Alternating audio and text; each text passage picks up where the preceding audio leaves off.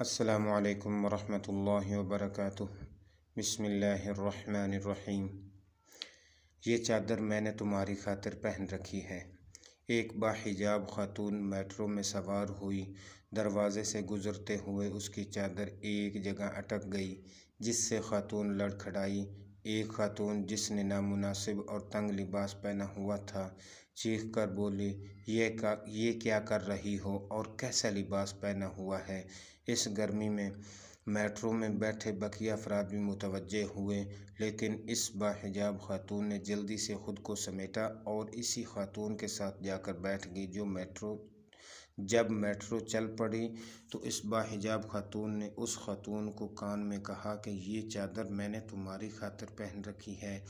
یہ سن کر اس خاتون نے کہا، میری خاطر؟ میں نے تمہیں کب کہا کہ میری خاطر تم چادر پہنو، اور اس گرمی میں پسینے سے شرابور ہوں؟ اس نے کہا، بالکل، میں نے یہ لباس تمہاری خاطر پہنا ہے تاکہ اگر ایک دن تمہارا شوہر کہ جس نے تم سے نکاح کیا ہے اور عہد کیا ہے کہ وہ تمہارے علاوہ کسی اور خاتون کی طرف نظر اٹھا کر نہیں دیکھے گا، کبھی تم سے بے وفائی نہ کرے اور میری طرف متوجہ نہ ہو،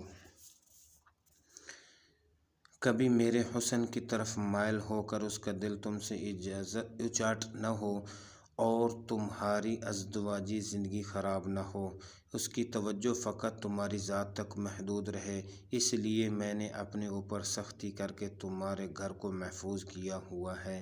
میں گرمی کی شدت میں بھی اپنے جسم کی نمائش نہیں کرتی تاکہ کوئی مرد اپنے گھر کی خواتین سے خیانت نہ کرے، اور یہ مت بھولو کہ میں بھی تمہاری طرح عورت ہوں، میرا بھی دل کرتا ہے کہ لوگ میری تعریف کریں، اور جب تک میں نظروں سے اوجھل نہ ہو جاؤں لوگ میرے حسن کے مداح کریں، لیکن میرا بھی ایک شوہر ہے جس سے میں خیانت نہیں کرنا چاہتی، کیونکہ میری نظر میں مجھ پر فقط میرے شوہر کا حق ہے اور میں اس حق میں خیانت نہیں کروں گی۔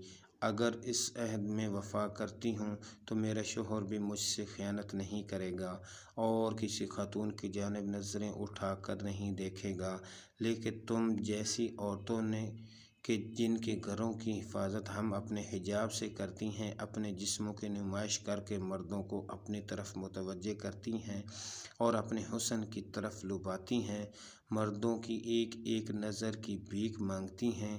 اب تم بتاؤ، اعتراض مجھ پر کرنا چاہیے یا مجھے تم پر؟ یہ سن کر وہ خاتون شرمندہ ہوئی اور اس نے کہا کہ کبھی میں نے اس معاملے کو اس زاویے سے نہیں دیکھا تھا۔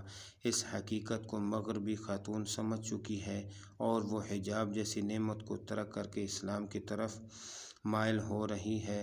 مغرب میں خاندانی نظام تباہ و برباد ہو چکا ہے، مرد کو عورت پر اعتماد نہیں اور عورت کو مرد پر اعتبار نہیں۔